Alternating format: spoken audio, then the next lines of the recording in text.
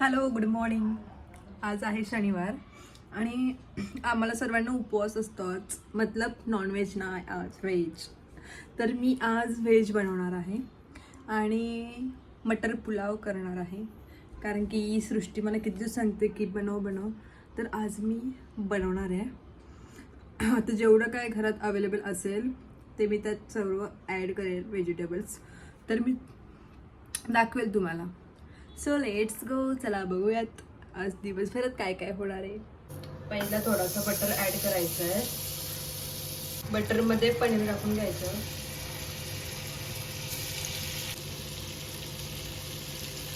पनीर पूर्ण असं थोडंसं फ्राय करून घ्यायचं. तेल घालते पहिला, त्याच्यामध्ये बटर टाकून घ्यायचं.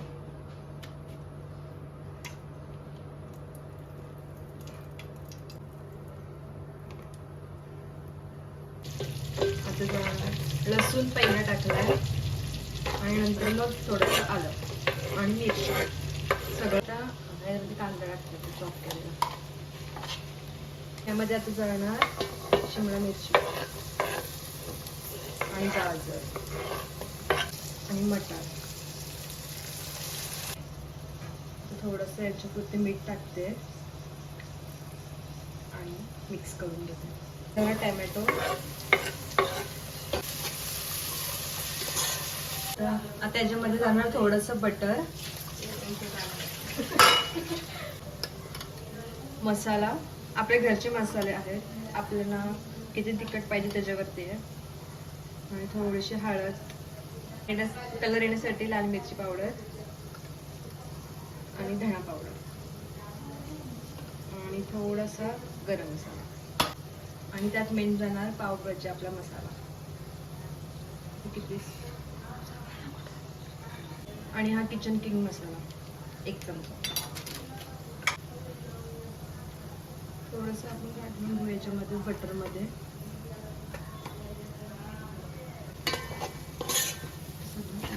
अजून थोडासा बटर त्यात मी ऍड करेन.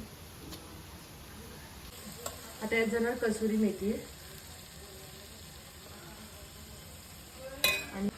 आणि पनीर.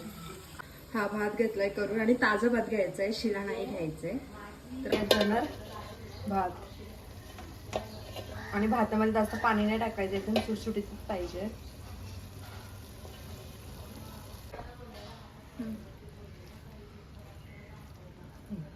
त्याच्यात जाणार कोथिंबीर, मस्त अशी भरपूर कोथिंबीर टाका. आणि ज्याच्याकडे फरसबी वगैरे असेल ते ऍड करू शकता. आमच्याकडे अवेलेबल नव्हती फरसबी, म्हणून आम्ही होत्या त्या भाज्या ऍड केल्यात. सो तुम्ही सगळ्या कुठल्याही तुमच्याकडे भाज्या असतील तर त्याच्यात टाकू शकता. बघू शकता आपलं ताट रेडी झालेलं आहे. मस्त राईस, चपाती आणि मम्मीने चण्याच्या पिठाचं मस्त असा भजी केला आहे आणि घरचं लोणचं आणि ती थोडीशी भाजी मी काढून ठेवली आहे, कारण की सुकं तर नाही जाणार त्याच्यामुळं. आणि इथे मस्त पापड आणि शेव. तर तुम्हाला मी टेस्ट करून दाखवते.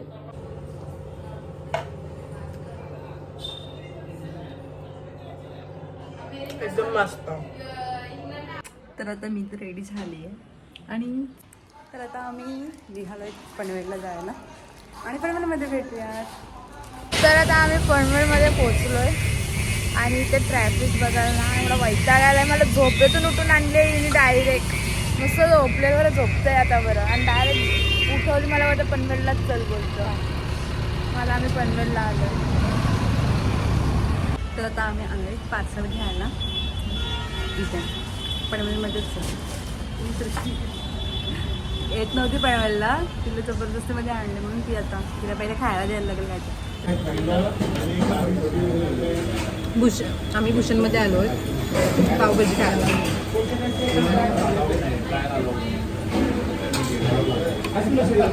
सुद्धा खाऊन घेऊयात.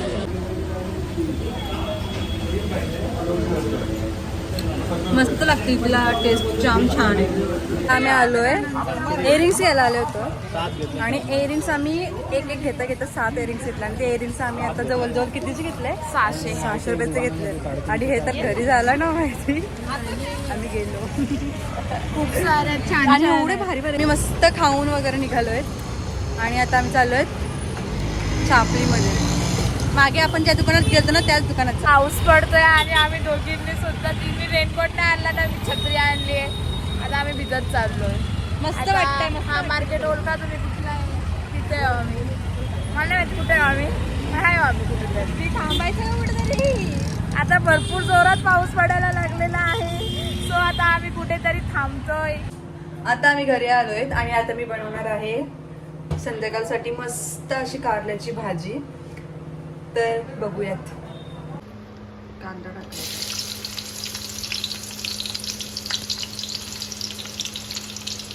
दोनच कारले.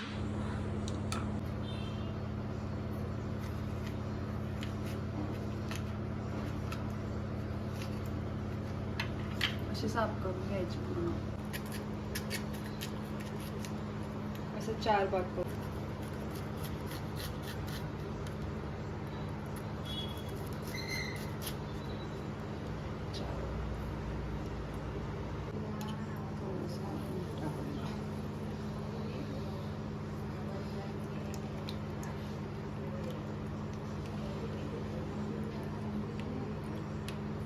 पंधरा 20 मिनिटं असंच ठेवायचं. हा कांदा आहे, आपण फक्त कांदाच फ्राय करून घ्यायचा आहे. लसूण घ्यायचं थोडंसं आणि आल्याचा तुकडा आणि टॅमॅटो आणि आपलं वाटण तयार झालेलं आहे. आणि सगळं आधी घेतलेलं लसूण वगैरे ते मिक्स करून लास्टला कोथिंबीर टाकून परत मिक्स केली. आता ही कारली मिठाच्या पाण्यामधून काढून आपण दुसऱ्या पाण्यामध्ये वॉश करूया. ह्याच्यात तेल टाकून आपण फ्राय करून घेऊया ती कारली.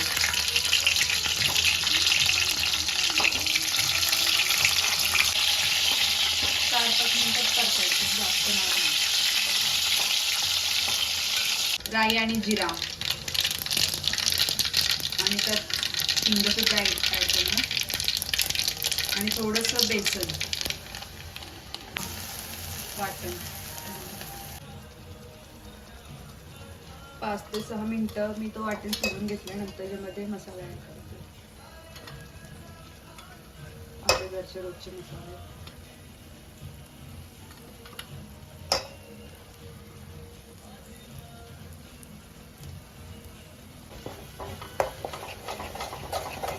गरम पाणी ऍड करायचं. थोडीशी कोथिंबीर, थोडंसं झाकण ठेवूयात 5 मिनिट. झाकण काढल्यावरती अशी तरी येईल मस्त. त्याच्यामुळे थोडंसं आपण मीठ घालूया, कारण की त्या कारल्यांच्या मध्ये मीठ आहे म्हणून ग्रेव्हीमध्येच टाकून देतो. आणि ही कारली आपण त्याच्यामध्ये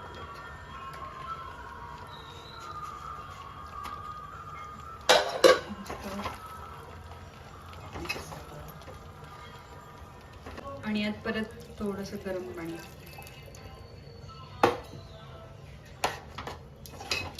आणि परत थोडंसं झाकण द्यायचं 4-5 मिनिट. आता याच्यामध्ये आपण कोथिंबीर ऍड करूयात.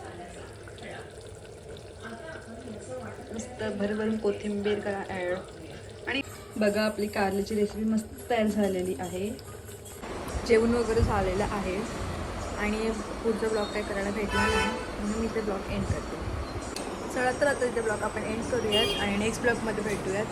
So bye, good night.